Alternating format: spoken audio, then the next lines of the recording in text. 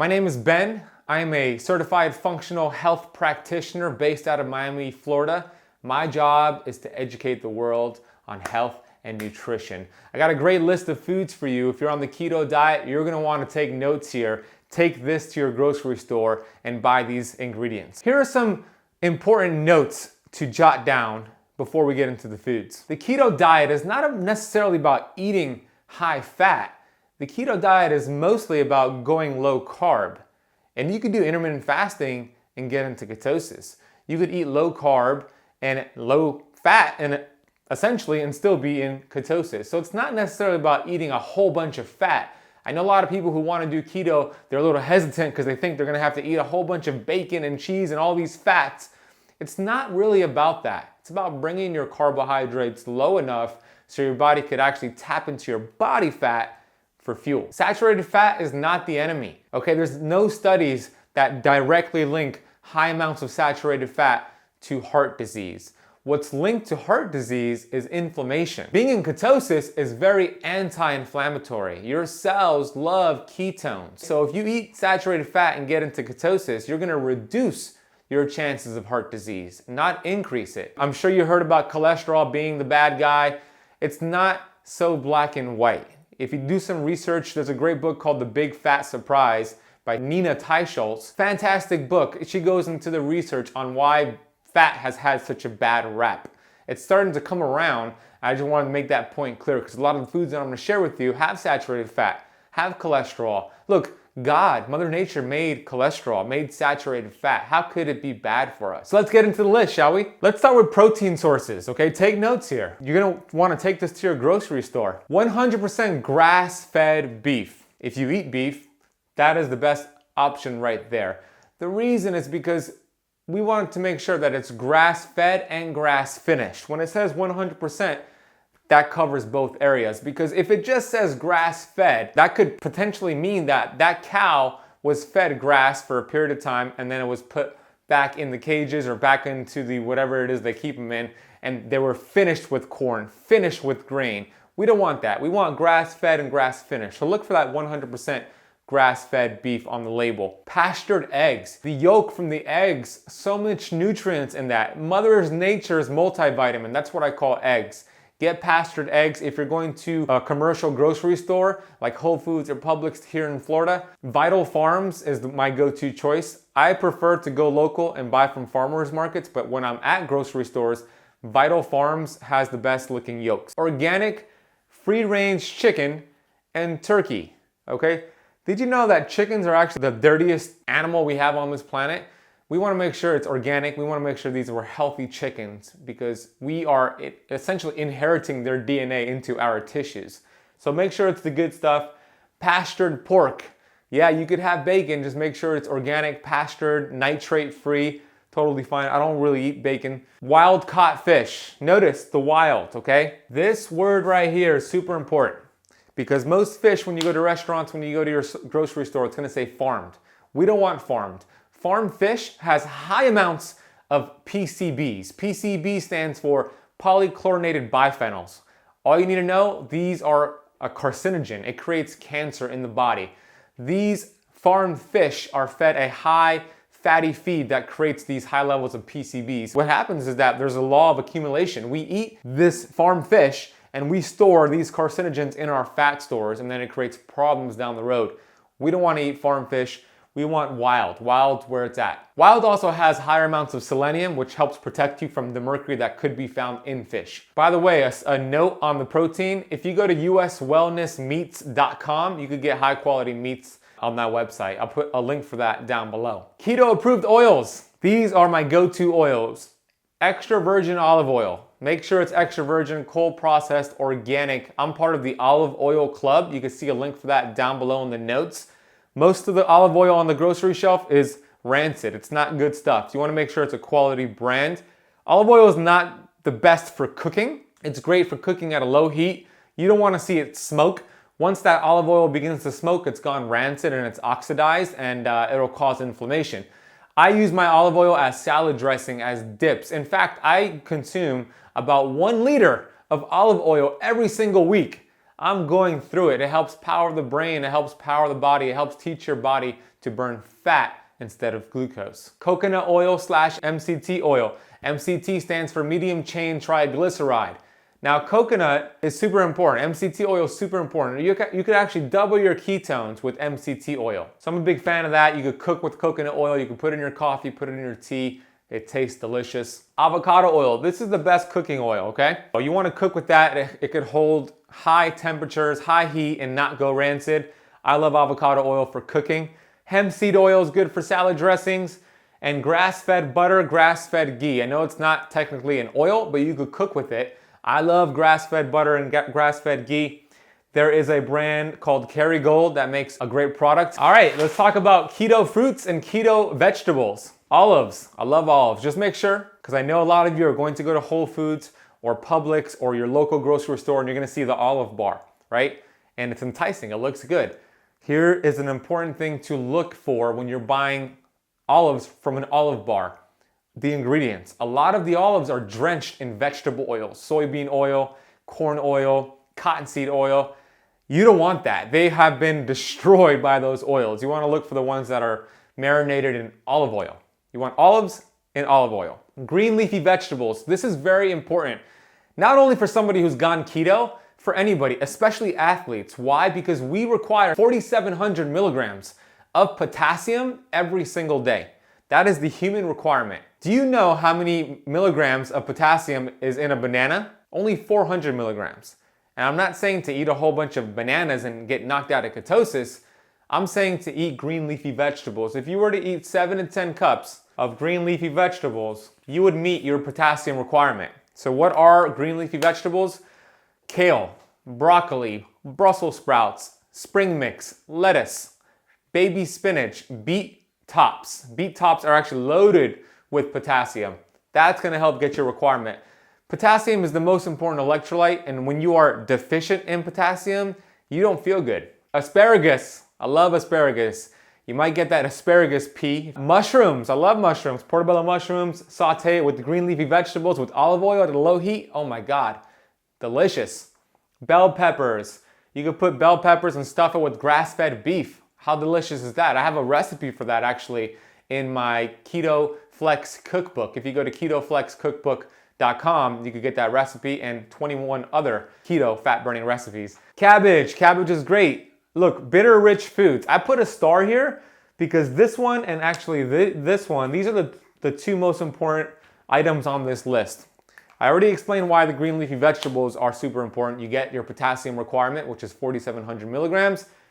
Bitter rich foods, because when you go keto, the number one reason why people feel like crap on the keto diet, why they get the keto flu, why they get brain fog, it's because they have sluggish bile. What the heck is bile? Your liver produces bile. Liver is an amazing organ. It's the soccer mom of all organs. It's produced by the liver. It's stored in the gallbladder. When you eat fat, the gallbladder releases this bile and it helps break down all the nutrients in the fat. When you go keto, you increase the need of bile. Most people have sluggish bile. If you're making the transition from sugar burner to a fat burner, chances are you have sluggish bile. So when you do this and you don't give it some support, you're gonna feel like crap. What ends up happening is that toxins are stored in bile. In fact, the amount of toxins that we have that we could remove is proportional to the amount of healthy biles that we have. Okay? Bile removes toxins. If you have sluggish bile, you end up auto-intoxicating yourself, right? Bitter rich foods help stimulate healthy production of bile. So what are bitter rich foods? Arugula, dark chocolate, 80% or higher, organic coffee, ginger, radicchio. These are all great for you to stimulate healthy bile. So if you've gone keto and you feel like crap, throw in some bitter rich foods and you're gonna feel much, much better. I love grapefruit. Now, yeah, it does have some sugar, and yeah, if you eat too much, it'll take you out of ketosis, but it actually helps regulate blood sugar. There's a study that shows it was as good as regulating blood sugar as metformin. Metformin is a very popular blood sugar medication that diabetics are given. Avocados, this is super important. Eat at least one a day. Avocados have high amounts of vitamin B5. Vitamin B5 helps calm the adrenals. So if you ever feel stressed out, have an avocado. Avocados also have something in it called phytosterols, which is a type of fat that reduces inflammation. Avocados taste delicious. Put it in your fatty salads, put it in your shakes, eat it every single day. It also has 2 times the amount of potassium. Berries.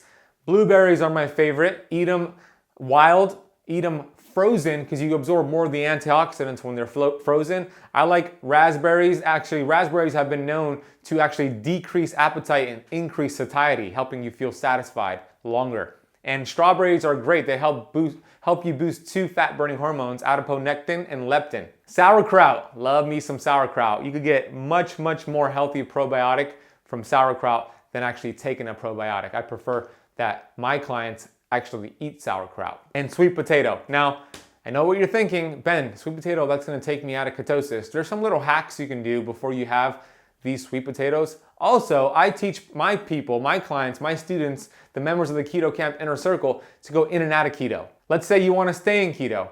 You could perform 40 to 50 squats or go for a walk, do some exercise, then have the sweet potato. That's gonna be, you're gonna activate something called the GLUT4 transporter. The GLUT4 transporter is your friend. All you need to know is that it takes that blood sugar from the carbs, the sweet potato, for this example, and it puts it into your muscle cell, puts it into your liver, and less of it goes into your fat cells, and it helps control your blood sugar. So do 40 to 50 squats before your carbs, and you'll stay into ketosis. Nutritional yeast. This is great because you get a lot of B vitamins with nutritional yeast. It tastes good. Sprinkle it on your salad.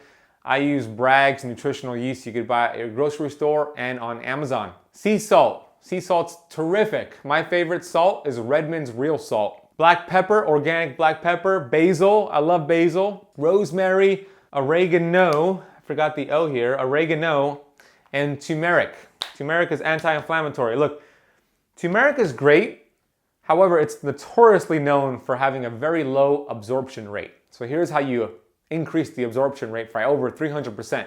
When you have your turmeric, which is curcumin, the compound curcumin, combine it with black pepper to increase the absorption, and combine it with healthy fat. Like if you put it on a fatty salad or in your shakes, you're gonna get more of the benefits of the turmeric. Keto approved nuts and seeds.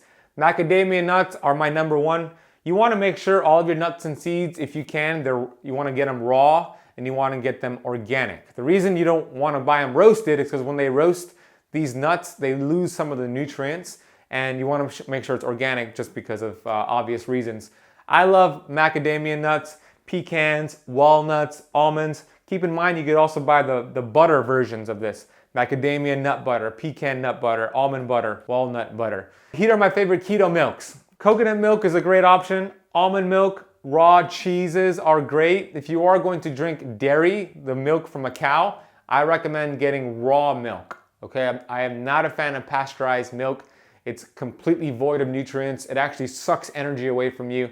I don't like pasteurized milk. Here are my favorite keto sweeteners. I get asked all the time, Ben, is stevia keto friendly? Yeah, it is. I love pure stevia extract. Now, that's not Truvia. Truvia is not healthy. Truvia has some stevia and some other bad stuff in it.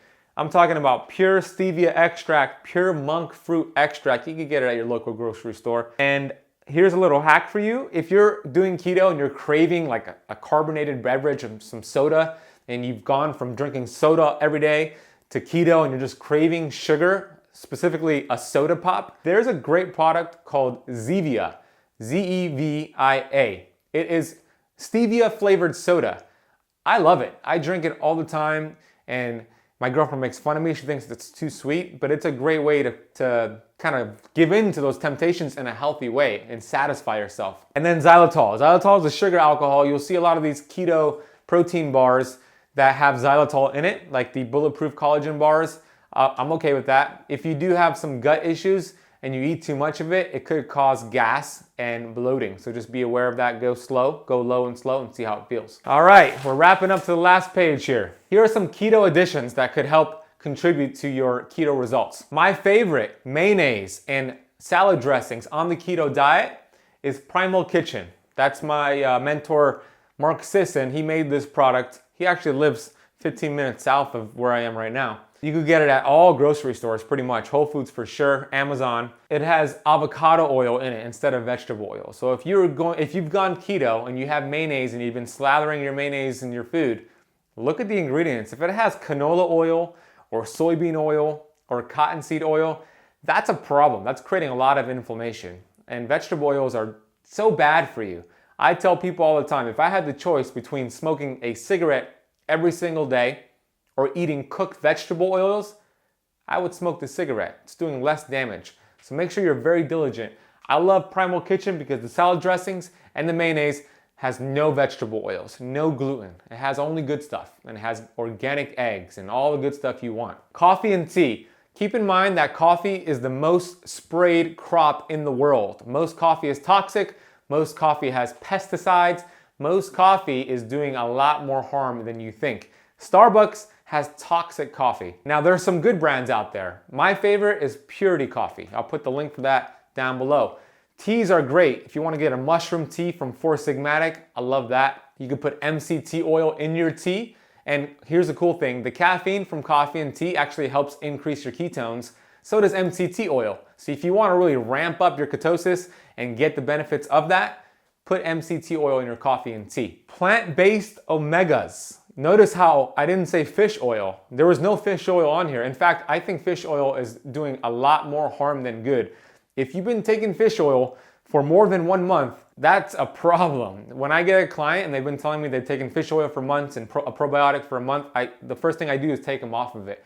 Fish oil is creating an omega-3 dominance. Okay, when you have an omega-3 dominance, there's a part of your cell called cardiolipin, which is a very important antioxidant. And when you're taking too much fish oil, like most people are doing, they're mega dosing, they're taking it too long, it creates this omega-3 dominance and it pushes out the cardiolipin from the cell and it creates a lot of problems. That's why I said plant-based omegas. I use 3 products. Pure Form, which is a great 4-to-1 ratio of omega-6 to omega-3, which is what you want. That's what's found out in nature. Pure Form is great. Vista 1 and Vista 2 are also great from systemic formulas. And Andrea's seed oils. You could slather these Andrea's seed oils on your salad.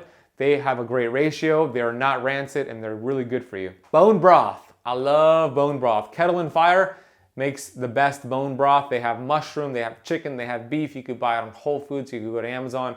Bone broth is very keto and very healthy. The collagen helps line the gut, and it helps heal leaky gut. It helps with a lot of digestive issues. If you did a bone broth fast, you would definitely get into ketosis. Here are some key keto supplements. As I mentioned before, when you've gone keto, you want to make sure that your bile production is very efficient, very healthy.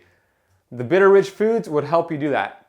Ox bile. You want to take a supplement that has ox bile in it. I take Systemic Digest and or Thorne Biogest, okay? That ox bile will help you break down the fat and feel good. If you have a lot of diarrhea on keto and digestive issues, spread the fats out and take a digestive enzyme that has ox bile in it before you eat your fat. And a Trantiel, it's a great digestive supplement. And digestive bitters. Moonshine makes a great one. You just drink it with water throughout the day.